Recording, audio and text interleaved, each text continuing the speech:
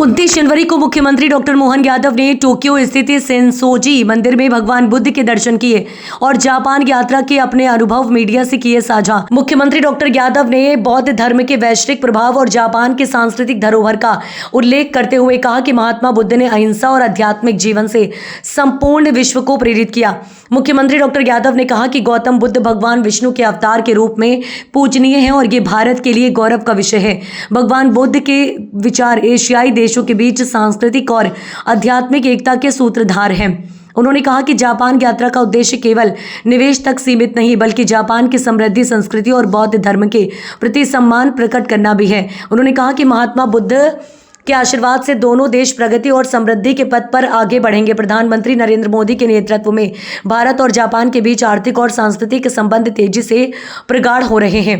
Japan की कंपनियां नई तकनीकों के प्रदेश में निवेश करेंगी, साथ ही जिससे प्रदेश के औद्योगिक और आर्थिक विकास को नई दिशा मिलेगी। उन्होंने कहा मध्य प्रदेश में निवेश के अवसरों को बढ़ावा देने के लिए विदेश मंत्री जापानी निवेशकों, जापान एक्सटर्नल एंड ऑर्गेनाइजेशन के डान नोरेन संस्था के अध्यक्ष तथा कई निजी निवेशकों से सार्थक चर्चा हुई है।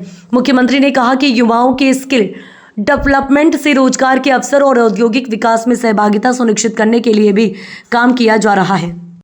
देखिए, बौद्ध धर्म की दृष्टि से जापान का अत्यंत महत्व है। महात्मा गौतम बुद्ध ने बौद्ध धर्म को हिंदुस्तान से लेकर के दुनिया भर में अपने विचारों से, खास करके अहिंसा के मार्ग से, जीवन शैली से, परमात्मा में विश्वास बढ़ाने की दृष्टि से जो भाव प्रकट किया, उसका विस्तार जो हुआ है वो पूरे विश्व में सर्वाधिक आबादी अगर बौद्ध धर्म को मानती है तो ये हमारे लिए सौभाग्य की बात है। और भगवान विष्णु का ही अवतार गौतम बुद्ध के रूप में माना गया।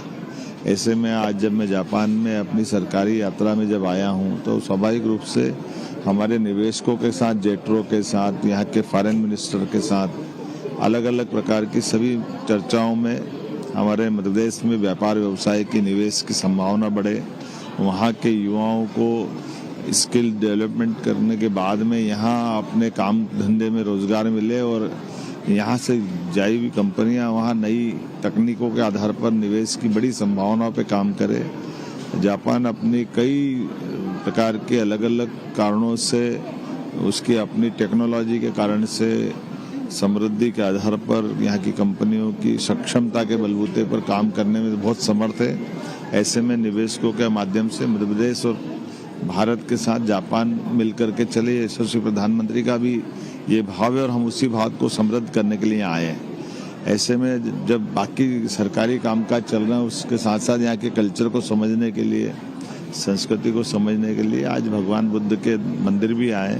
मुझे इस बात का संतोष है कि इसी प्रकार के भाव के बलबूते पर हमारी खासकर एशिया के देशों में, उन देशों में जहाँ बौद्ध धर्म का विशेष प्रभाव है, वहाँ भारत वालों के लिए बड़ी संभावना है। मैं उम्मीद कर रहा हूँ कि महात्मा बुद्ध दोनों देशों को आशीर्वाद देंगे और हम आगे बढ़ेंगे।